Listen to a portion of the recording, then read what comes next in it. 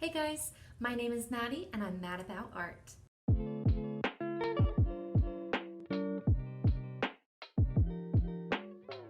And today we're going to be talking about the basics of watercolor painting. The four main techniques we're going to be talking about today are mixing color, building and laying down color, wet on wet, and wet on dry. And this isn't everything there is to know on watercolor, but just some basics to get you started.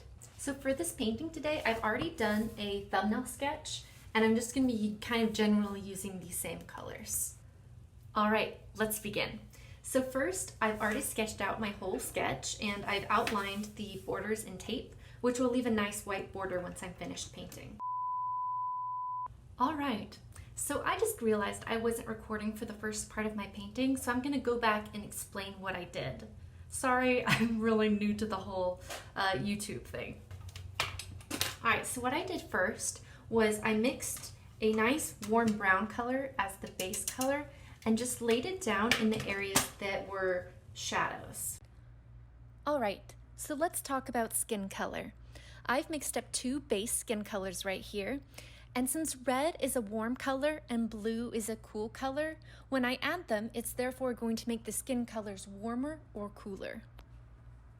And so the light is coming from left to right, so I emphasize the color more underneath where the shadows would fall naturally. So if the light is coming from left to right, I laid it down underneath the eyes and the nose. And then I went back with some water and started to blend out the color. All right, now let's talk about wet on wet. The wet on wet technique is when you paint on wet paper or paint. This means the paint is going to diffuse and blend out very softly. And as you may have guessed, wet on dry is when you're painting on dry paper or paint. The paint is going to sit on the paper and not blend out as well. So this can be a really great method if you're wanting to diffuse the paint and get a really soft look. And I find this works really well for me on the cheeks. So I'll go in after laying down the base color, and then I'll take some pink tones, and it just blends really nicely. Now keep in mind, the paint is probably going to dry a lot lighter than it looks on the paper. So when I start laying down the color for my cheeks, it's bright red, and I'm like, oh my gosh, oh no, I've made a mistake. And then when it dries, it's just a flushed pink.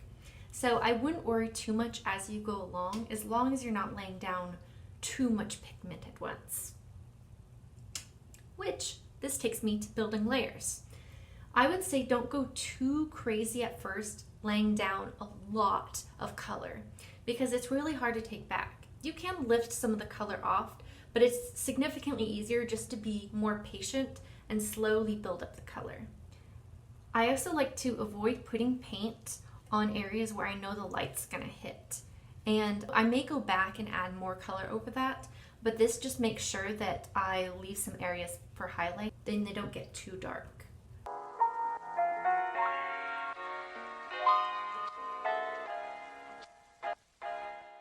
So one thing I like to do if I'm blending out the color once I've laid it down is I'll dip my brush in some paint, and sometimes there's just a little bit too much water on my brush, so I'll either just kind of pinch some of it off, or I'll dip it into a little piece of tissue paper or something.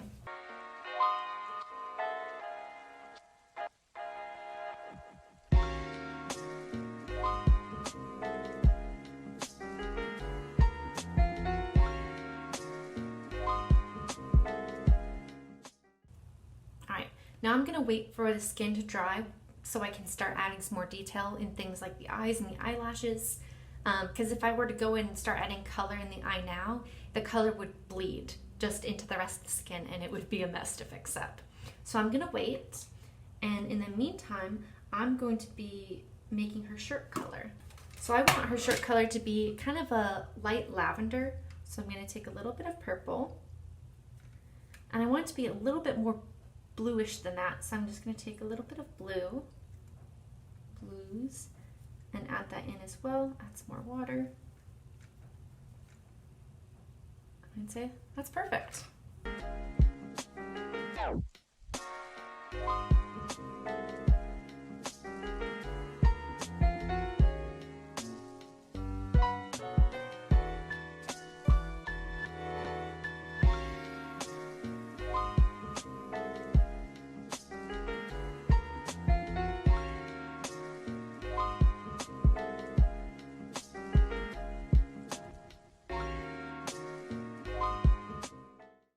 Alright, and if you're impatient like me and just want to get right ahead to adding some more color, but want it to be dry, hair dryer works really well.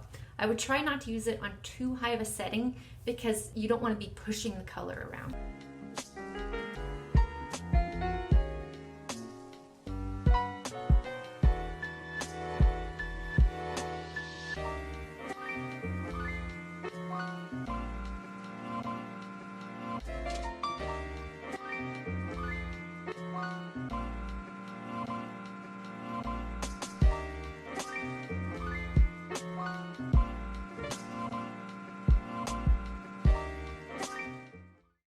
Alright, now I'm going to be adding some of the purple undertones in the skin. So this is something that you're going to see underneath your eyes and in some of the shadows on your face. And I just found that when I started thinking about undertones and shading in colors other than like the primary skin tone and then a darker version of it, it just looked like it had a little bit more depth to it. And I like to blend these out so that it's very soft, you know, and you don't have this harsh shadows or anything. But I just think it adds this nice subtle depth to it.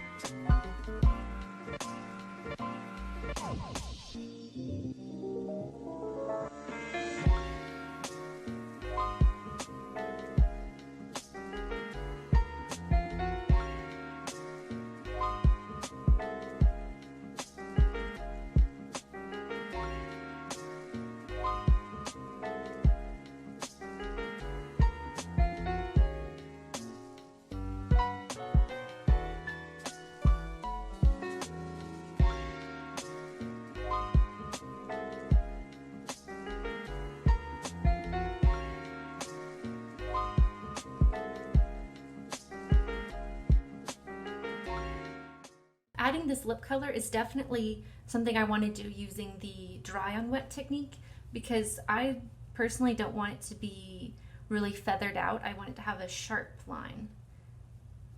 So after blow drying, I'm easily able to add this color. All right, so I accidentally had this lip color go out a little farther than I wanted to, but we can fix it. What we're going to do is we're going to take our brush, dip it in the water just so there's no color on it, and we're just going to go over the area where we don't want this paint to be. Dip it back in, wipe it off, and go back again. Then I'm going to just take a tissue and I'm going to dab at that color.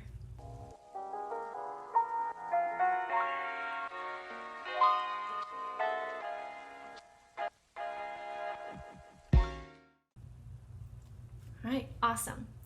That's just something that I love about watercolor. It's so forgiving. You can make mistakes and just wipe that paint away.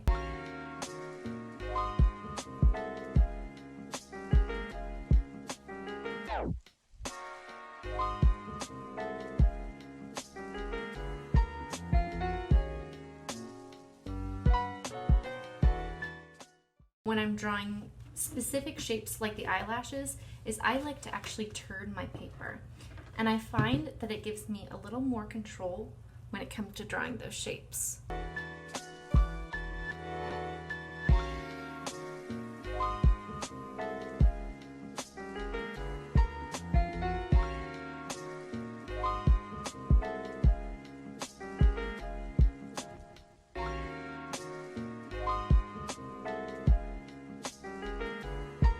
Alright, now that I've kind of explained what I'm doing, I'm just going to go ahead and finish the painting, and I'll see you when I get to the end.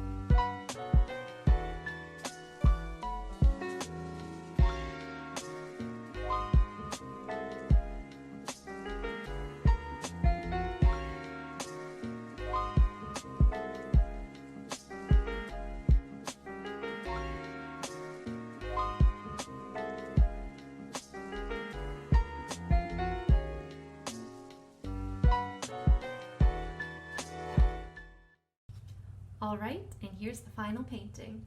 I think my favorite part of this painting is all the gold details. I used this kind of reflective gold ink so that when you turn it in the light, you can see the reflection of all the constellations. All right, so what did we learn?